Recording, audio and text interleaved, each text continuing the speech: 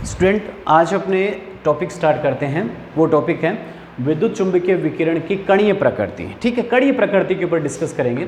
इससे पहले जो वीडियो बनाया था उस पहले वीडियो के अंदर अपने तरंगीय प्रकृति के ऊपर अपने बात की थी, और तरंगीय प्रकृति पर आधारित जो परिघटनाएं हैं वो परिघटनाएं कौन सी होती है? विवर्तन और व्यतिकरण की जो परिघटनाएं हैं वो तरंगीय प्रकृति पर आधारित परिघटनाएं। तो विवर्तन और व्यतिकरण को ज़्यादा डिटेल में नहीं कराया गया था क्योंकि अपने केमिस्ट्री में अध्ययन की विषय नहीं है। अपने विवर्तन और व्यतिकरण को केमिस्ट्री में नहीं अध्ययन किया जाता है, वो आप फिजिक्स में उनको डिटेल में देखा जाएगा। तो होता क्या है वो अपने थोड़ा सा मैंने आपको परिभाषा बता दी थी। आज अपने बात करेंगे कणीय प्रकृति के ऊपर। तो कुछ साइंस की ऐसी परिघटनाएं हैं जिसे अपने तरंगीय प्रकृति के आधार पर नहीं समझाया जा सकता है। वो परिघटनाएं कौन कौन सी हैं उसके ऊपर हम बात करें। पहली जो परिघटना है, कोई भी गर्म पिंड से विकिरण का उत्सर्जन होता है। पहली परिघटना है वो अपने पास है गर्म पिंड से विकिरण का उत्सर्जन। इसे अपने कहा जाता है कृष्णिका विकिरण, इसे नाम देते हैं। ठीक है, ये जो परिघटना है इसे तरंगीय प्रकृति के आधार पर अपने नहीं समझा सकते। इसके बाद में अपने कहा कि धातु की सतह से विकिरण के टकराने पर धातु की सतह से विकिरण के टकराने पर इलेक्ट्रॉन का उत्सर्जन, जिसे अपने क्या कहा जाता है? प्रकाश विद्युत प्रभाव नाम दिया जाता है। तीसरी परिघटना अगर अपने देखें कि ठोसों के तापमान के रूप में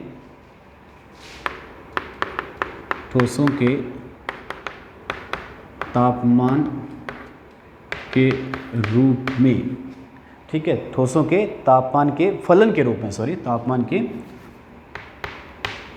फलन के रूप में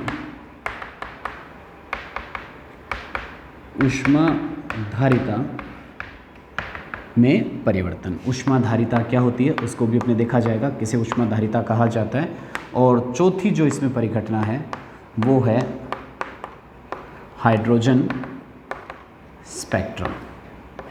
तो ये जो चार परिघटनाएं हैं, इन चार परिघटनाओं को अपने जो तरंगीय प्रकृति है विद्युत चुंबकीय विकिरणों की, उसके आधार पर अपने नहीं समझा सकते हैं। इनको समझाने के लिए अपने कणीय प्रकृति के बारे में अध्ययन करना पड़ेगा, या अपने इन्हें समझाया जाता है जो प्लांक का जो क्वांटम सिद्धांत है, इसे प्लांक के क्वांटम सिद्धांत के आधार पर समझाया जा सकता है। ठीक है, तो प्लांक का क्वांटम सिद्धांत क्या है इसको डिस्कस किया जाएगा, तो इनको अपने समझाने की कोशिश करेंगे। तो आज का जो वीडियो रहेगा वो अपने इन्हीं बातों के ऊपर डिस्कस किया जाएगा। ठीक है, तो अपने आगे चलें, इस वीडियो को कंटिन्यू करते हैं। और अपने यहाँ पर कहते हैं कि सामान्यतः अपने देखते हैं कि कोई भी जो निकाय है, किसी भी निकाय की अगर अपने बात करें तो वो केवल विशेष मात्रा में या तो ऊर्जा ले सकता है या ऊर्जा को क्या कर सकता है? उत्सर्जित कर सकता है। उससे ज़्यादा न तो वो ऊर्जा का अवशोषण कर सकता है या उससे ज़्यादा मात्रा में ना उत्सर्जन। तो अवशोषण और उत्सर्जन की जो मात्रा है वो सीमित होती है। तो अपने बात की निकाय के लिए, ये निकाय क्या होता है या अपने जिसको सिस्टम बोलते हैं, निकाय या सिस्टम क्या है इसको डिस्कस करें। निकाय या सिस्टम मतलब अपने ऊष्मा के परिवर्तन का अध्ययन करना है। किससे इसका अध्ययन करना है? ऊष्मा के परिवर्तन का अध्ययन करना है। उसको अध्ययन करने के लिए देखा मैंने यहाँ पर एक पात्र लिया, जैसे मेरे पास एक ये पात्र है, और इस पात्र में मैंने किसी द्रव को भर रहा हूँ। द्रव कौन सा हो सकता है? जैसे अपने बात कर सकते हैं जल को द्रव के रूप में ले लिया आपने, अल्कोहल हो सकता है द्रव के रूप में। तो विभिन्न प्रकार के मैंने द्रव, ईथर हो सकता है मेरे पास द्रव। ठीक है, तो ये विभिन्न प्रकार के द्रव मैं यहाँ पर प्रयोग में ले रहा हूँ इस पात्र के अंदर, और इन द्रवों को मैं यहाँ पर गर्म कर रहा हूँ। ठीक है, तो मैं द्रव को गर्म किया और देखा कि वो कितना जल्दी ऊष्मा को ग्रहण कर रहा है या कितनी जल्दी वो ऊष्मा का उत्सर्जन कर रहा है। तो मैं अध्ययन किसका कर रहा हूँ?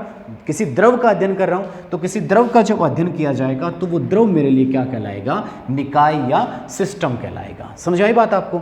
इसी तरह से मैं को द्रव तो यहाँ पर जल ही रख लेता हूँ, लेकिन जो पात्र है उस पात्र को बदल देता हूँ तो वो पात्र कभी मैं यहाँ पर क्या ले लेता हूँ कि जैसे मैंने कहा कि वो तांबे का पात्र है, लोहे का पात्र ले लेता हूँ मैं, सिल्वर का पात्र ले लेता हूँ मैं यहाँ पर, और अपने यहाँ पर जैसे तो अलग अलग पात्र लिए, अलग अलग धातुओं के बने हुए पात्र हैं और द्रव एक ही है। जैसे तीनों पात्रों में अपने क्या भर दिया, जल भर दिया, और फिर अपने देखेंगे इसके अंदर ऊष्मा के परिवर्तन का अपने अध्ययन किया जा रहा है। तो अब मेरा जो अध्ययन का जो विषय बन रहा है वो क्या बन रहा है, पात्र बन रहा है। तो आप सीधी सी बात, निकाय क्या होता है, जो ऊष्मागतिक अध्ययन किया जाता है, जिस चीज़ का आप ऊष्मागतिक अध्ययन करते हैं वो क्या कहलाता है, आपके लिए निकाय कहलाता है। जैसे किसी कमरे में आप खड़े हो और उसमें एयर कंडीशन अगर चल रहा है तो आप कमरे में पहले बाहर थे और बाहर से आप अंदर आए, तो आपके अंदर तापमान में क्या परिवर्तन आया, तो वो आपके लिए क्या हो गया, निकाय हो गया। ठीक है, फिर वो कमरा है, उस कमरे के अंदर पहले तापमान क्या था या बाद में तापमान क्या था, आप उस कमरे का अध्ययन करना चाहते हो तो वो कमरा आपके लिए क्या बन जाता है, निकाय बन जाता है। तो सीधी सी बात है कि जिसका आप ऊष्मागतिक अध्ययन करते हो, जिस पदार्थ का ऊष्मागतिक रूप से ऊष्मा में परिवर्तन का अध्ययन किया जाता है, वो पात्र या जो वो पदार्थ है वो आपके लिए क्या कहलाता है, निकाय का कार्य करता है। और उस निकाय को जो चारों तरफ से घेरे हुए रखता है, जैसे इस द्रव को कौन घेर रहा है, ये पात्र, या इस पात्र को कौन घेर रहा है, यहाँ का वातावरण। तो जो निकाय को चारों तरफ से घेरे हुए रहता है उसे अपने क्या नाम देते हैं, परिवेश नाम दिया जाता है। क्या नाम दिया जाता है उसे, परिवेश, या उसे सराउंडिंग कहा जाता है। तो जो निकाय को चारों तरफ से घेरे हुए रहेगा उसे क्या कहा जाएगा, परिवेश कहा जाएगा।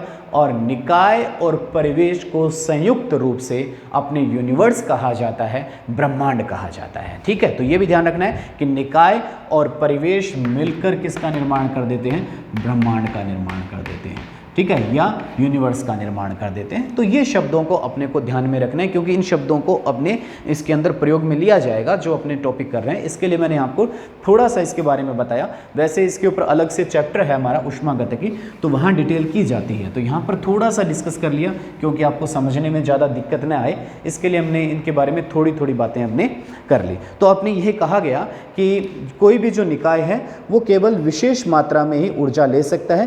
सभी संभावित ऊर्जाओं को वो कभी तो न तो ग्रहण कर सकता है और न ही कभी वो उत्सर्जित कर सकता है।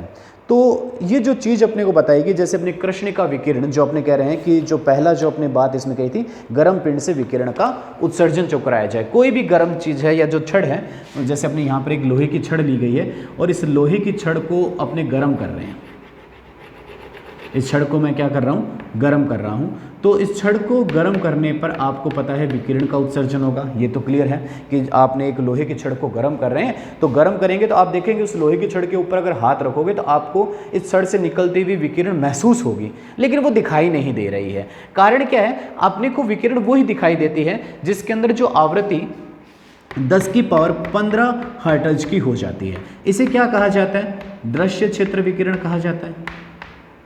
तो ये विकिरण ही आपको दिखाई देती है या हमें दिखाई देती है, न तो इससे कम रेंज की विकिरण अपने को दिखाई देती है और न इससे ज़्यादा रेंज की विकिरण अपने को दिखाई देती है। जैसे रेडियो विकिरणें हैं, माइक्रोवेव विकिरणें हैं, अल्ट्रावायलेट विकिरणें हैं, इंफ्रारेड विकिरणें हैं, एक्सरे विकिरणें हैं। तो ये सभी विकिरणें यहाँ पर मौजूद हैं अपने चारों तरफ, लेकिन वो अपने को दिखाई नहीं देती क्योंकि उनकी आवृत्तियाँ अलग अलग हैं। तो अपने कहते हैं कि निश्चित आवृत्ति की विकिरण अपने को दिखाई देती है, वो कौन सी है, 10 की पावर 15 हर्ट्ज विकिरण अपने को दिखाई देती है। और इस विकिरण को अपने बात करें, ये जो दृश्य क्षेत्र की विकिरण है वो 7 रंगों से मिलकर बनी होती है। वो 7 रंग कौन से अपने पास, विबग्योर, ये 7 रंग हैं।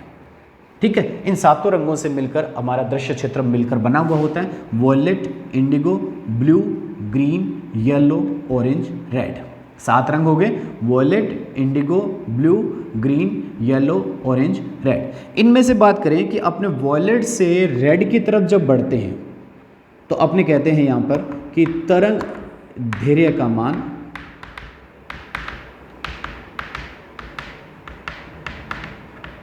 बढ़ता है।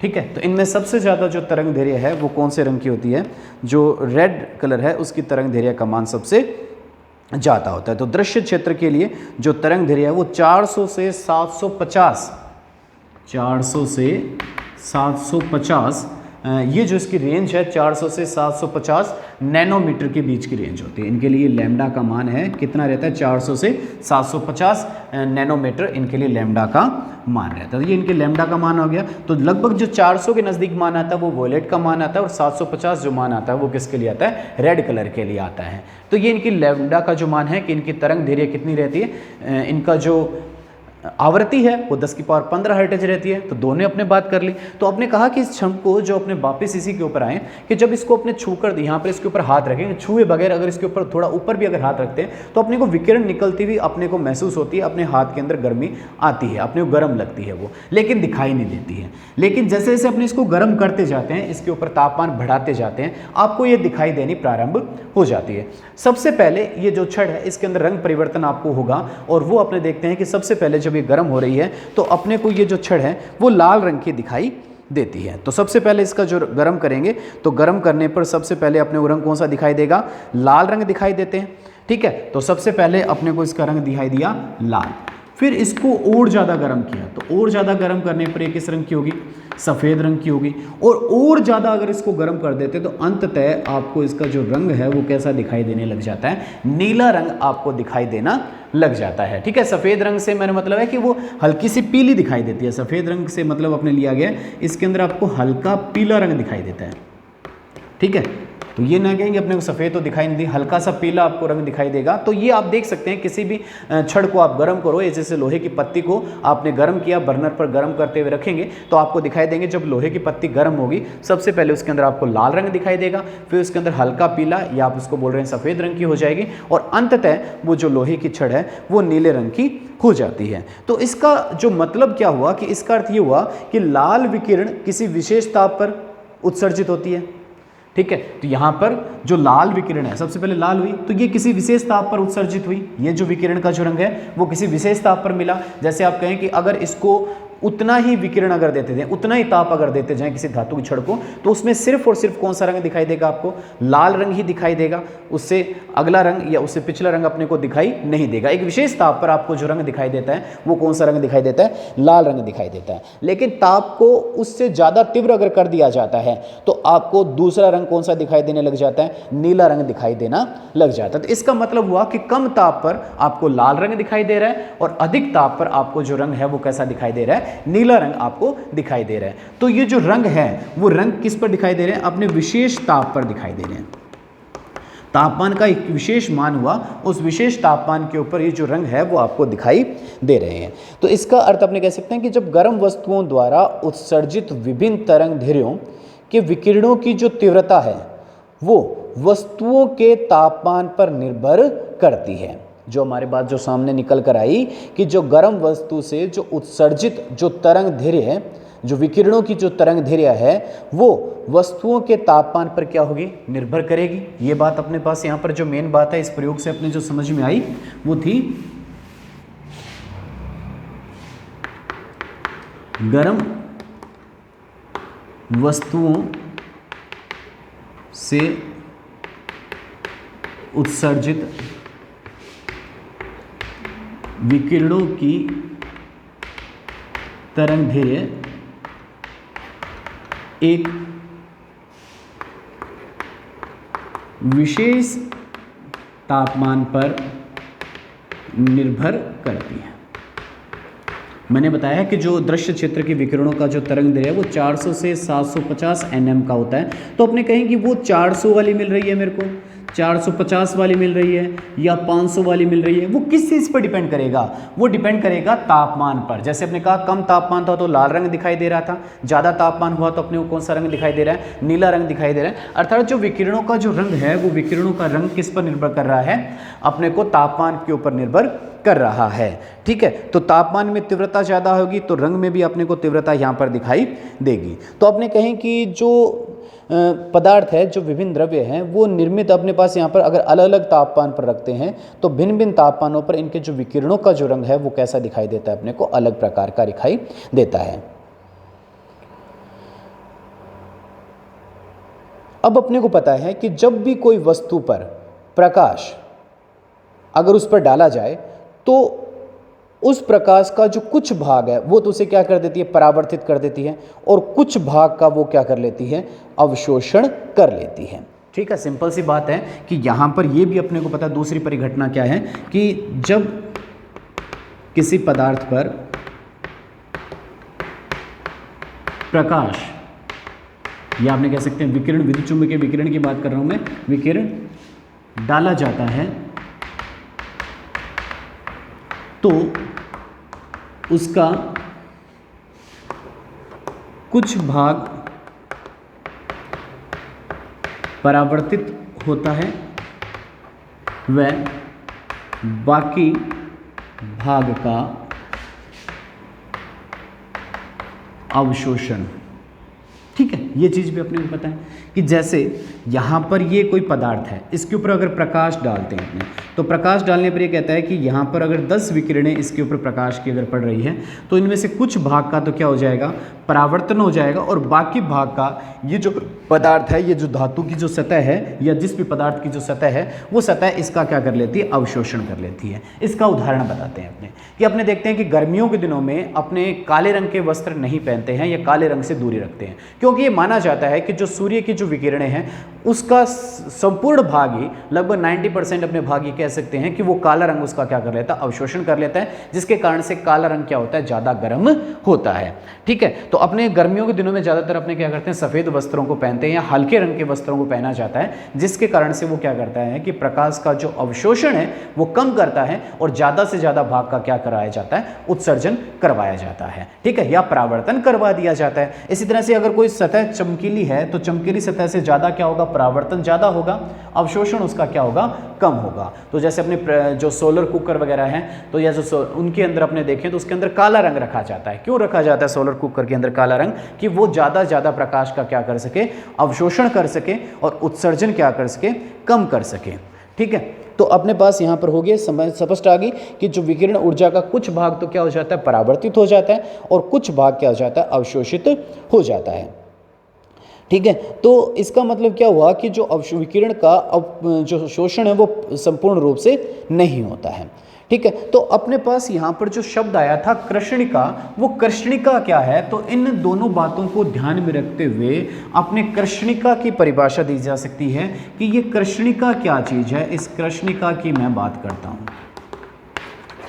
तो कृष्णिका क्या है, आपने कहा कि एक आदर्श पिंड जो हर प्रकार की आवृत्ति के विकिरण का उत्सर्जन या अवशोषण कर सकता है। ठीक है, क्या होती है, आपने कहा कि एक ऐसा आदर्श पिंड जो हर प्रकार की विकिरण का अवशोषण या उत्सर्जन कर सके।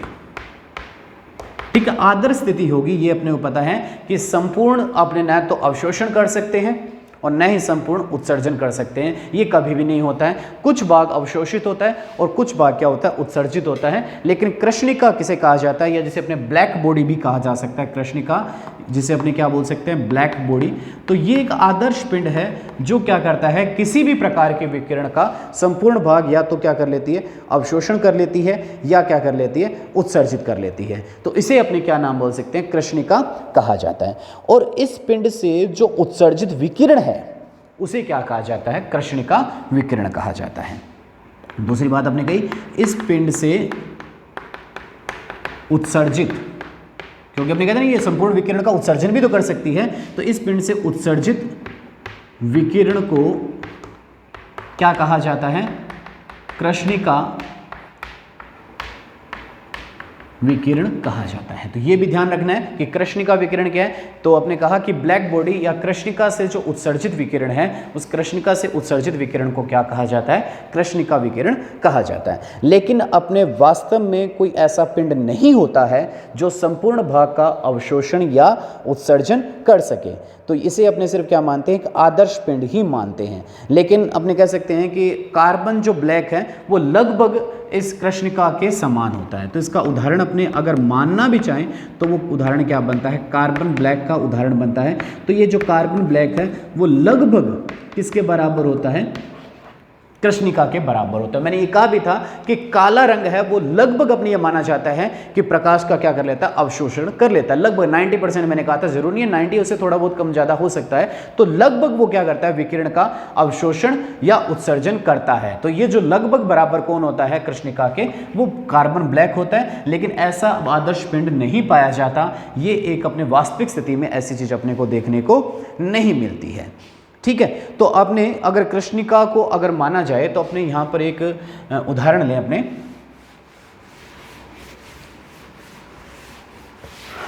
जैसे अपने पास एक कोई यहां पर पात्र है, अपने पास इस पात्र के अंदर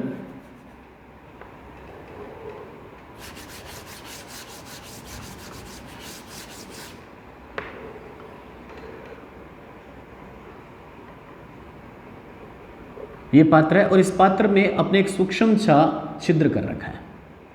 इस पात्र में अपने क्या कर दिया, एक सूक्ष्म सा छिद्र कर दिया। और इसके अंदर क्या करते हैं कि जब इस सूक्ष्म छिद्र से कोई विकिरण इसके अंदर प्रवेश करती है, ठीक है, तो इस सूक्ष्म छिद्र से अगर कोई विकिरण का अपने प्रवेश अगर करवा दिया जाए, जैसे मैं कहता हूं कि इस सूक्ष्म छिद्र से ये विकिरण इसके अंदर प्रवेश कर गई, तो क्या करती है कि ये जो विकिरण है इसकी पात्र की सतह से टकराकर क्या होगी, परावर्तित होगी।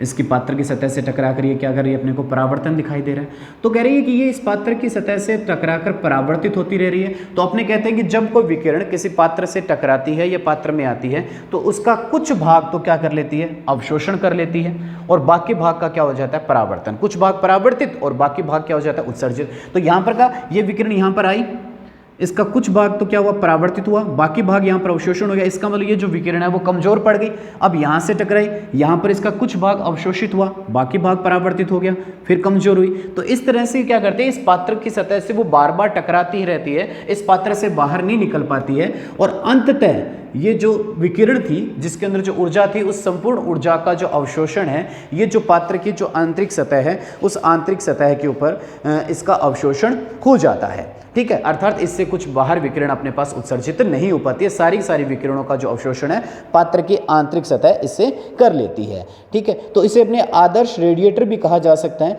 तो अपने पास कहा कि जो ये जो विकिरण है इसका अपने ये मतलब निकाल सकते हैं, जो कृष्णिका अपनी परिवेश के साथ क्या रहती है, तापीय साम्य में रहती है। तो अपने यहाँ पर निकाय और परिवेश की बात कर चुके हैं। तो कृष्णिका वास्तव में क्या रहती है, अपने कहा कृष्णिका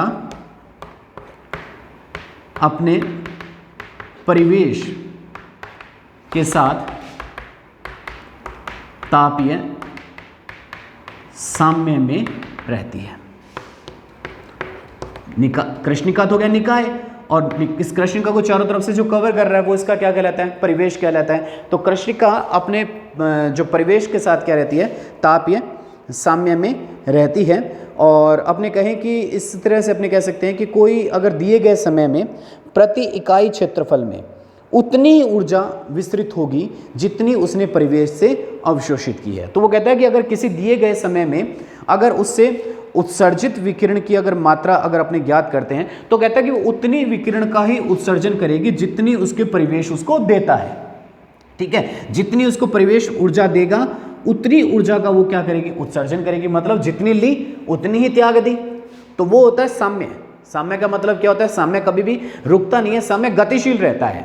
ठीक है, साम्य का मतलब जितना आपने लिया उतना वापस लौटा दिया। किसको, जितना परिवेश निकाय को देता है उतना ही निकाय वापस किसको लौटा देगा, परिवेश को लौटा देगा। तो इसको क्या बोला जाता है, तापीय साम्य बोला जाता है। तो एक एकांक समय में जितना परिवेश निकाय को ऊष्मा दे रहा है उतना ही निकाय वापस परिवेश को लौटा देता है। तो इसे अपने क्या बोला जाता है, तापीय साम्य कहा जाता है। ठीक है, तो उसका जो स्पेक्ट्रम जो बनेगा वो किस पर निर्भर करेगा, केवल तापमान के ऊपर निर्भर करेगा। तो अपने यहाँ पर तापमान को बढ़ाएंगे, ये चीज अपने पहले क्लियर कर चुके हैं। तापमान को बढ़ाने पर तरंग दैर्घ्य के मान में क्या आएगा, परिवर्तन आएगा। तापमान को बढ़ाने पर तरंग दैर्घ्य के मान में परिवर्तन आएगा, और जब तरंग दैर्घ्य बदलेगी तो आवृत्ति भी बदलेगी। ठीक है, तरंग दैर्घ्य के बदलने से क्या बदलती है, आवृत्ति बदलती है, क्योंकि इन तीनों में संबंध होता है। C बराबर क्या होता है, ये अपने संबंध पहले कर चुके हैं, ठीक है। तो ये संबंध अपने कल के जो लेक्चर था उसके अंदर अपने बताया था c बराबर अपने जो v लेमडा अपने बताया था, c क्या था, प्रकाश का वेग था,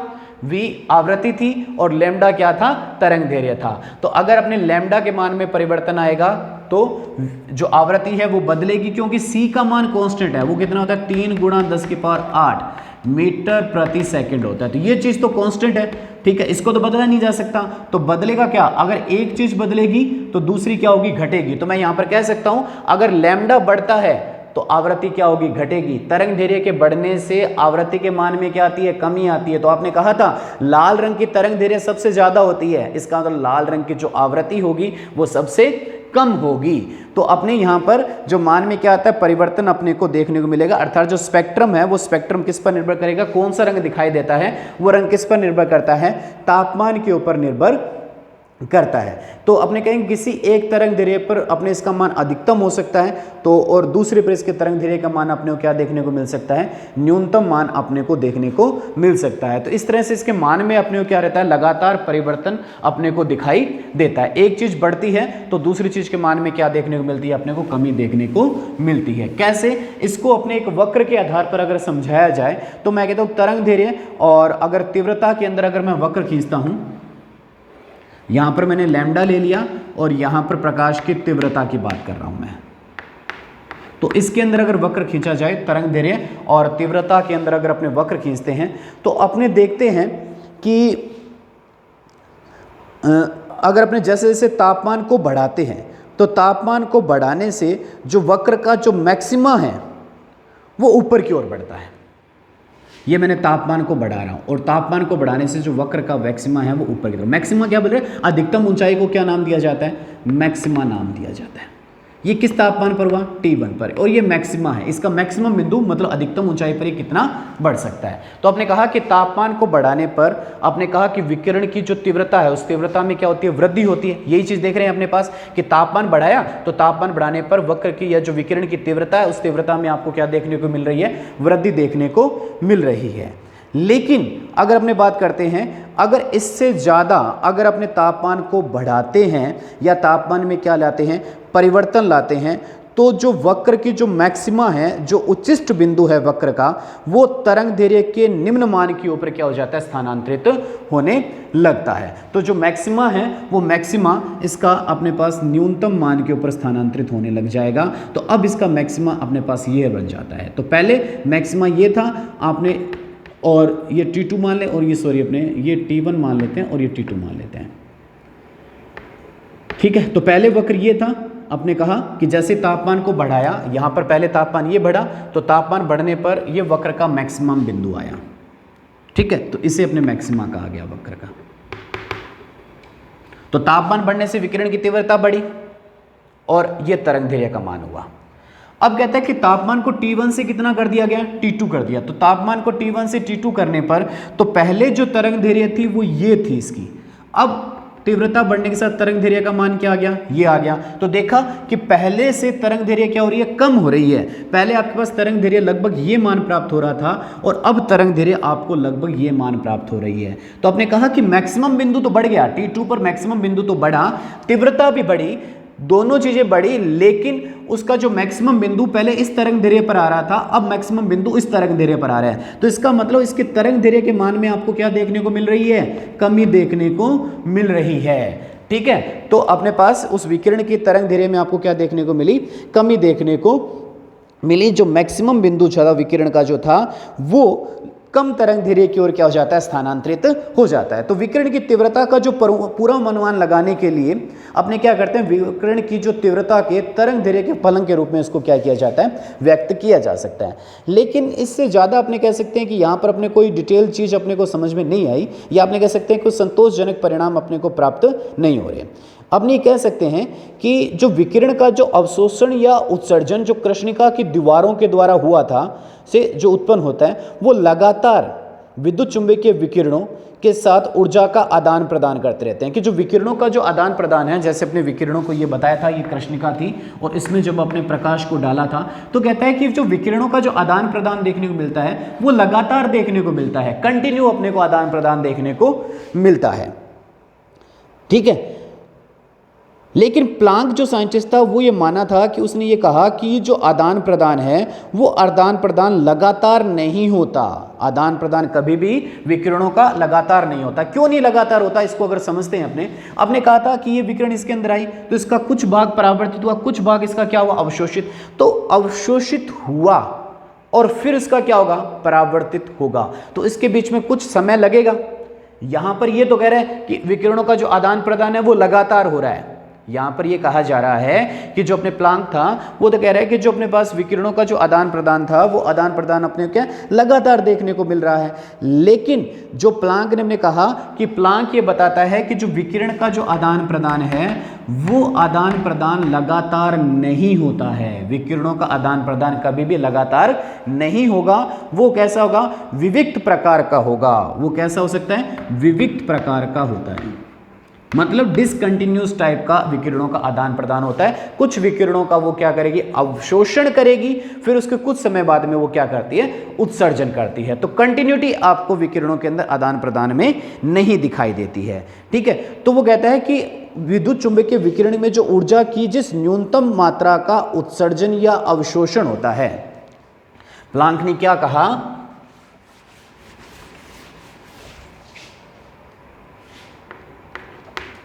विद्युत चुंबकीय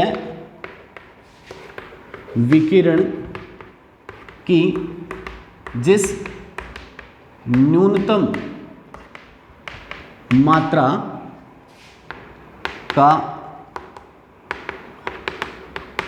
आदान प्रदान होता है, ठीक है, विद्युत चुंबकीय विकिरण की जिस न्यूनतम मात्रा का आदान प्रदान होता है या आपने कह सकते हैं उत्सर्जन या अवशोषण होता है, उसे प्लांक ने क्या नाम दिया, क्वांटम कहा। उसे क्या कहा, क्वांटम कहा। तो ऊर्जा की वह न्यूनतम मात्रा जिसका अवशोषण या उत्सर्जन होता है उसे प्लांक ने क्या नाम दिया, क्वांटम नाम दिया। तो इसका मतलब ऊर्जा किस रूप में होगी, एक बंडल के रूप में होगी। ऊर्जा किस रूप में होगी, एक बंडल के रूप में होगी। और जो क्वांटम की जो ऊर्जा है वो आवृत्ति की क्या होती है, समानुपाती होती है। कि क्वांटम ने कहा कि जो ऊर्जा है वो किसके समानुपाती होती है, आवृत्ति की क्या होती है, समानुपाती होती है। ये तो ये किसके आधार पर अपने बात की, प्लांक ने अपने ये सारा कुछ सजेस्ट किया कि प्लांक कहता है कि जो विद्युत चुंबकीय विकिरण की जिस न्यूनतम मात्रा का उत्सर्जन या अवशोषण होता है उस न्यूनतम मात्रा को क्या कहा जाता है, क्वांटम कहा जाता है। और ये जो क्वांटम है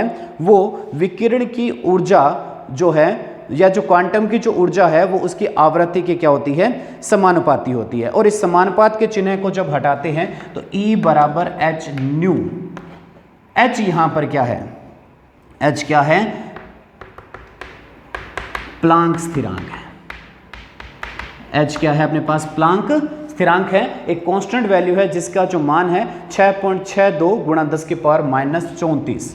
एच का मान होता है 6.62 गुणा 10 की पावर -34 जूल सेकंड। इस एच का मान अपने को देखने को मिलता है। तो जो क्वांटम है, ये जो ऊर्जा है वो क्या है, उसको अपने कह सकते हैं जैसे सीढ़ी के रूप में मान सकते हैं। तो अपने ये सीढ़ी का एक पायदान हो गया और ये सीढ़ी का क्या हो गया, दूसरा पायदान हो गया। तो या तो आपका पैर इस पायदान पर रह सकता है या आपका पैर इस पायदान पर रह सकता है। क्या इन दोनों पायदानों के बीच में आप पैर को रख सकते हो क्या, कि आपका पैर या यहाँ आएगा और इसके बाद में अगला स्टेप इस पर आएगा। तो आप इन दोनों पायदानों के बीच में पैर रखकर अगर ऊपर की तरफ चढ़ना चाहें तो वो कभी भी संभव नहीं हो सकता। कि जैसे अपने पास सीढ़ी, ये सीढ़ी है हमारे पास, तो इस सीढ़ी के अंदर अपने यहां पर पैर रखेंगे या क्या पैर रखेंगे, अपने यहां पर रखेंगे। कभी भी पैर यहां पर हवा में आप नहीं चल सकते हो, हवा में नहीं चला जा सकता है। तो ऊर्जा किस रूप में होती है, एक क्वांटम के रूप में होती है। इसका जो मान है वो किस रूप में होगी, गुणज के रूप में होगी। जो E का जो मान है वो E का मान आपको क्या मिलेगा, या तो 0 देखने को मिलेगा या E का मान क्या देखने का मिलेगा आपको, एच न्यू देखने को मिलेगा, या ये 2H न्यू हो जाएगा, 3H न्यू हो जाएगा। तो एक गुणज के रूप में ऊर्जा क्या होती है, इसके उत्तरोत्तर बढ़ती रहती है। तो इसके अंदर ऊर्जा के मान में आपको क्या आती है, धीरे धीरे इसके अंदर वृद्धि देखने को मिलेगी। तो इस सिद्धांत को अपने क्या कहते हैं, प्लांक का कृष्णिका सिद्धांत कहा जाता है। ठीक है, क्या नाम दिया जाएगा इसे, प्लांक का कृष्णिका सिद्धांत। ठीक है, तो ये सिद्धांत अपना कंप्लीट होता है।